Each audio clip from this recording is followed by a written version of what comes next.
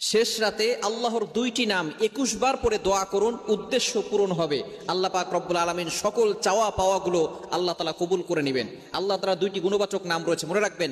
আল্লাহ তাআলার কিছু গুণবাচক নাম রয়েছে, এই নামগুলো পরে যদি আপনি দোয়া করতে পারেন, অবশ্যই আল্লাহ তাআলা আপনার দোয়াগুলো কবুল করবেন। এটা আল্লাহ তাআলা পবিত্র কোরআনুল কারীমের ভিতরে নিজেই বলে দিয়েছেন।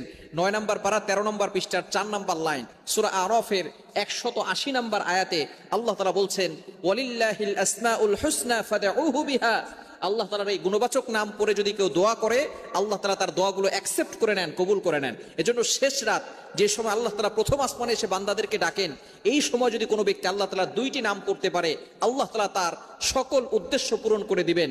এই দুইটি নাম সূরা ইখলাসের ভিতরে রয়েছে। আমরা সূরা ইখলাস সকলেই জানি।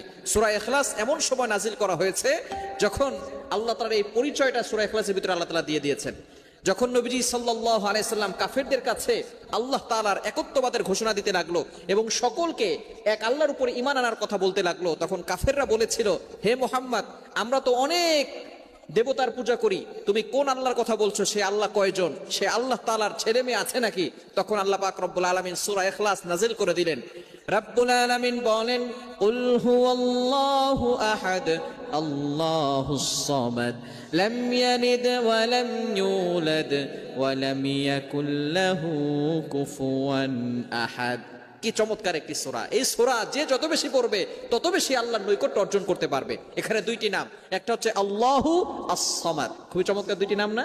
আল্লাহু আস-সামাদ, ইয়া আল্লাহু ইয়া সামাদু, ইয়া আল্লাহু ইয়া সামাদু, কুল হুয়াল্লাহু আহাদ। নবী হে, আপনি বলেন আল্লাহ এক, অদ্বিতীয়। আল্লাহুস সামাদ, আল্লাহ অমুখাপেক্ষী, আল্লাহ কারো প্রতি মুখাপেক্ষী নন। দুনিয়ার সকল মানুষ মুখাপেক্ষী, কিন্তু আল্লাহ কারো প্রতি মুখাপেক্ষী নন। আপনি কোটি কোটি টাকার মালিক, কিন্তু আপনার কাছে চাউল নাই, আপনি কৃষকের কাছে মুখাপেক্ষী। আপনি কোটি কোটি টাকার মালিক, বিল্ডিং করার জন্য রাজমিস্ত্রির কাছে মুখাপেক্ষী। সুতরাং বোঝা গেল দুনিয়ার সকল মানুষ কোনো না কোনো কিছুর প্রতি মুখাপেক্ষী, কিন্তু আল্লাহ পাক রব্বুল আলামিন কারো প্রতি মুখাপেক্ষী নন। এজন্য আল্লাহ তাআলার এই দুইটি নাম 21 বার পড়বেন শেষ রাতে, ইয়া আল্লাহু ইয়া সামাদু, ইয়া আল্লাহু ইয়া সামাদু, ইয়া আল্লাহু ইয়া সামাদু।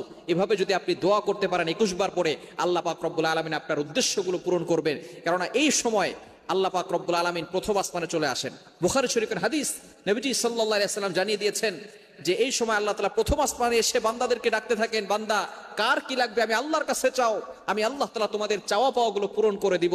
কে অভাবের ভিতরে আছো, আমি আল্লাহর কাছে বলো, আমি অভাব দূর করে দিব। কে বিপদে পড়ে গেছো, আমি আল্লাহর কাছে বলো, আমি আল্লাহ তোমাদের বিপদ দূর করে দিব। কিন্তু আমরা এই সময় ঘুমিয়ে থাকি। মুয়াজ্জিন 5 বেলা মানুষকে ডাকে, হাইয়া আলাস সালাহ, হাইয়া আলাল ফালাহ, কাম টু দ্য সাকসেস, সফলতার দিকে আসো, কল্যাণের দিকে আসো। কিন্তু একটা সময় মুয়াজ্জিন নয়, আল্লাহ তাআলা নিজে প্রথম আসমানে এসে বান্দাদেরকে ডাকতে থাকে আর বলতে থাকে, বান্দা কার কি লাগবে আমি আল্লাহর কাছে চাও, আমি আল্লাহ তাআলা তোমাদের সকল চাওয়াগুলো পূরণ করে নিব। এজন্য শেষ রাতে আপনি আল্লাহ তাআলার এই দুইটি গুণবাচক নাম পড়ে 21 বার পরে আপনি আল্লাহর কাছে দোয়া করবেন, ইয়া আল্লাহু ইয়া সামাদু। এটা পড়ে আপনি আল্লাহর কাছে দোয়া করবেন, ইনশাআল্লাহ আল্লাহ পাক রব্বুল আলামিন আপনার সকল চাওয়া পাওয়াগুলো পূরণ করবেন।